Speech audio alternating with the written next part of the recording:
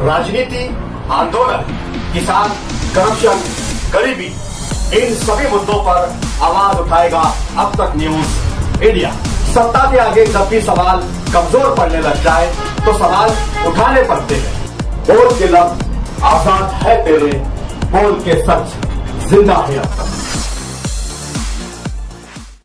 नाजरीन, इस्तकबाल है आप सभी का अब तक न्यूज इंडिया पर। मैं जाबिर शाह। नाजरीन, मालेगांव शहर के आज सभी सोशल मीडिया पर, व्हाट्सएप ग्रुप हो या फिर यूट्यूब चैनल हो, सभी पर एक खबर बहुत तेजी के साथ चल रही है।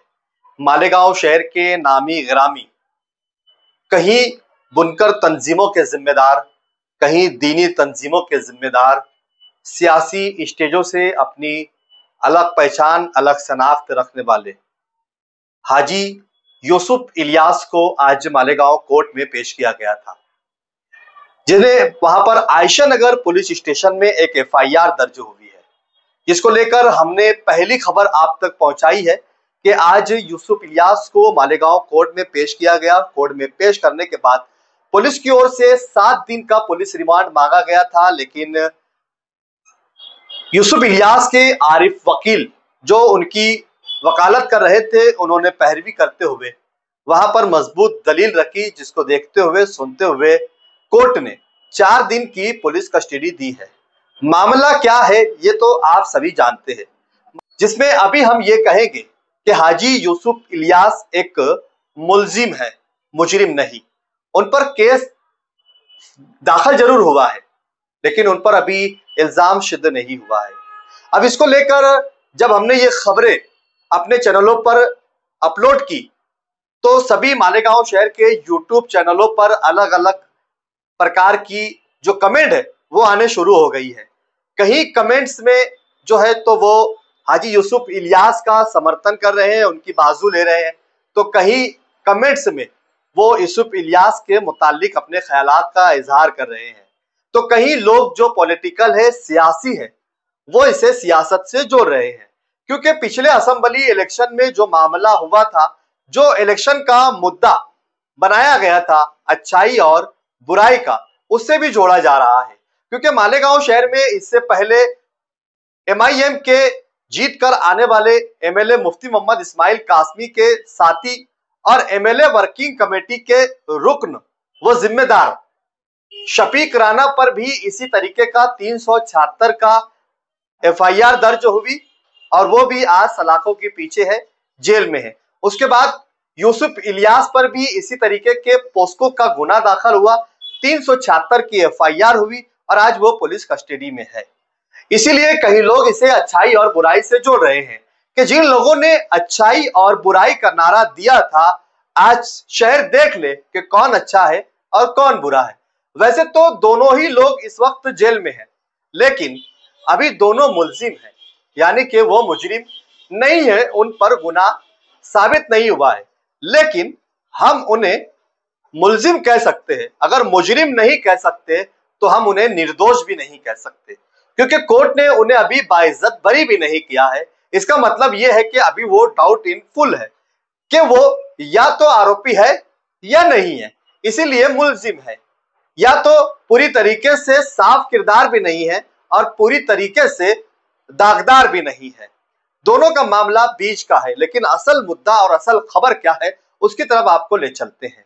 खबर जो है, पहले हमने आपको मुलजिम हाजी यूसुफ इलियास के वकील आरिफ वकील से मुलाकात कर उनका इजहार ख्याल सुनाया, उनकी वकालत में उन्होंने क्या कहा वो आपको पहुंचाया, और उन्होंने कहा कि हाजी यूसुफ इलियास को फंसाया गया है और उन पर यह केस झूठा है।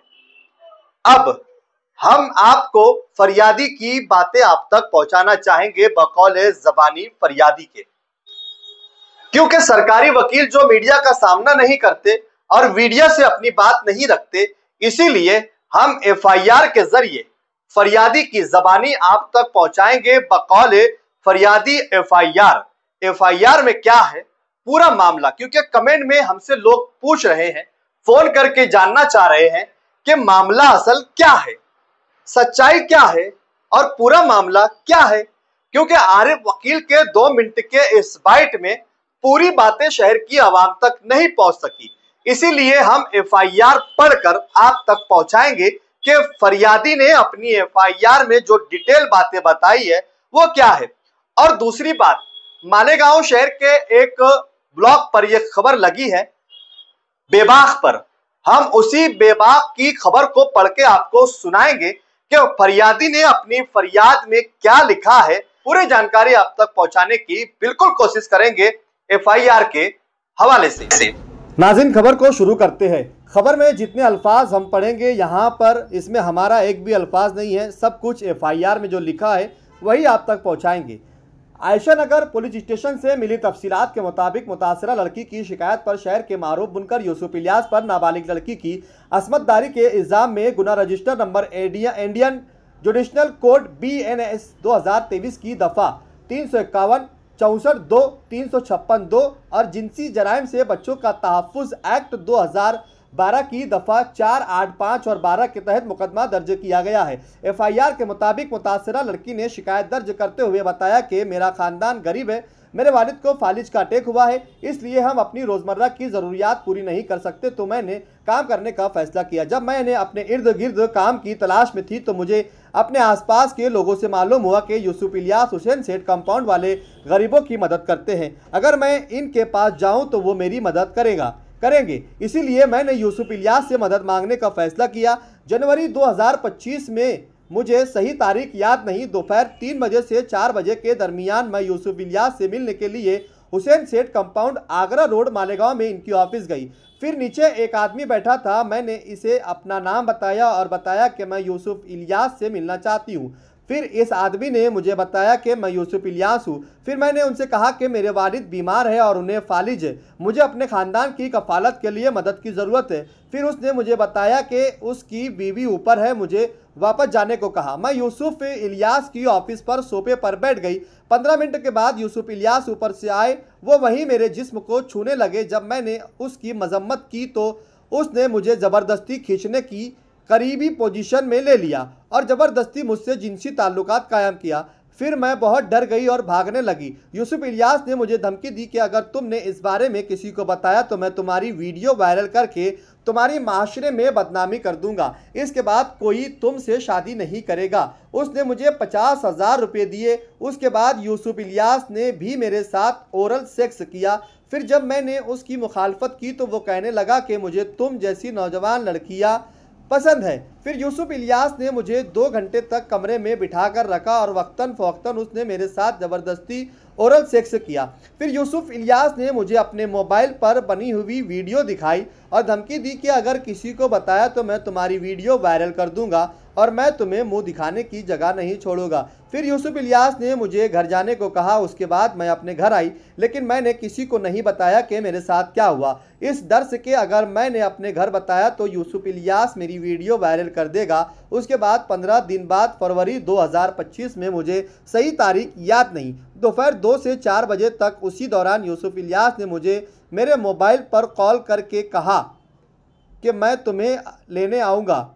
मैंने इनकार किया तो यूसुफ इलियास ने मुझे दोबारा वीडियो वायरल करने की धमकी दी। चुनांचा मैं डरते डरते उनके बंगले चले गई। वहां से यूसुफ इलियास मुझे अपनी मोटरसाइकिल पर बिठाकर रौनकाबाद की एक गली में घर ले गया। वहां यूसुफ इलियास ने मुझसे ज़बरदस्ती जिस्मानी हमबिस्तरी की। उसी के बाद भी जब मैंने मजम्मत की तो यूसुफ इलियास ने मुझे वीडियो वायरल करने की धमकी दी और मेरे दाहिने हाथ पर सिगरेट जलाया तो मैं डर कर खामोश रही। फिर यूसुफ इलियास ने मुझे 2,000 रुपये दिए। इसके बाद मैं अपने घर चली गई, लेकिन यूसुफ इलियास ने मुझे वीडियो वायरल करने और बदनाम करने की धमकी दी। इसने ये धमकी भी दी कि अगर मैं पुलिस स्टेशन में शिकायत दर्ज कराने गई तो मुझे जान से मार देगा, इसलिए मैंने डर के मारे वाक़े के बारे में किसी को नहीं बताया।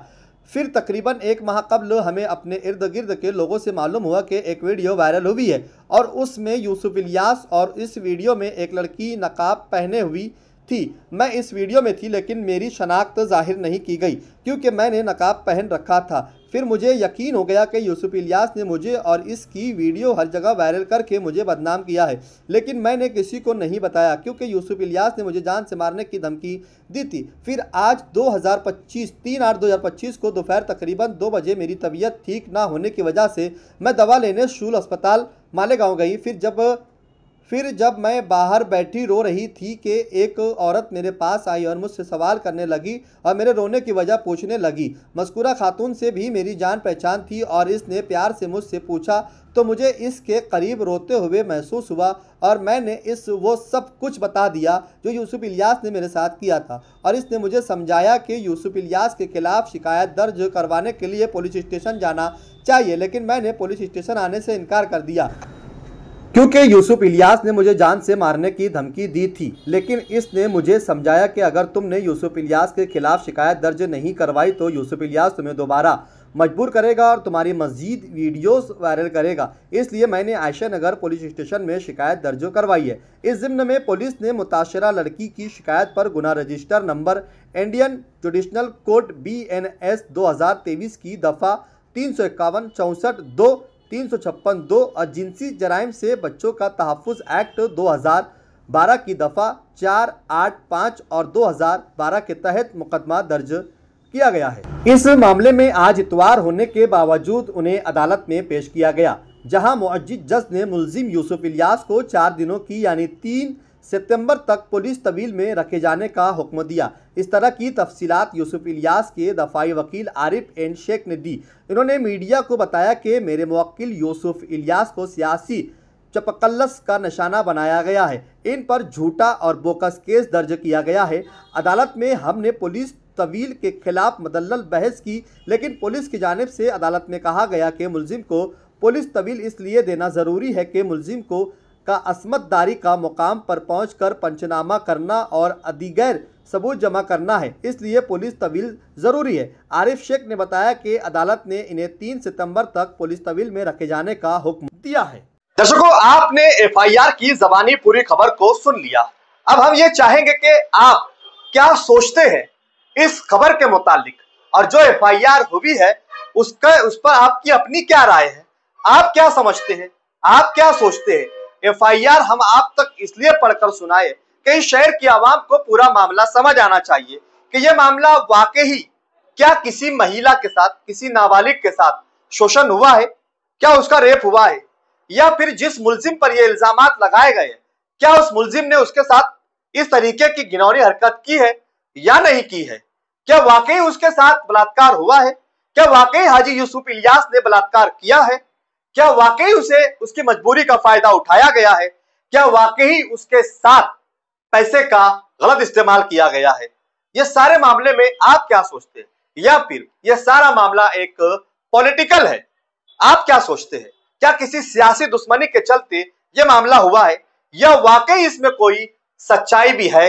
आप क्या सोचते हैं हमें कमेंट बॉक्स में जरूर बताइए, और इसी तरीके की बेबाक निडर पत्रकारिता को समर्थन कीजिए, सच में हमारा साथी बनिए, और हमारे अब तक न्यूज चैनल को सब्सक्राइब कर बेल आइकन को प्रेस कर ले। और अगर आप चाहते हैं कि आप सच्ची खबरें देखना पसंद करते हैं, सुनना पसंद करते हैं, और आप ये चाहते हैं कि साफत बेबाकाना तौर पर होनी चाहिए और आवाम के सामने सच दूध का दूध पानी की तरह आना चाहिए, तो हमारे अब तक न्यूज चैनल को ज्वाइन कर लीजिए और हमारी सदस्यता ले लीजिए, जिसमें आपको 2 ऑप्शन देंगे।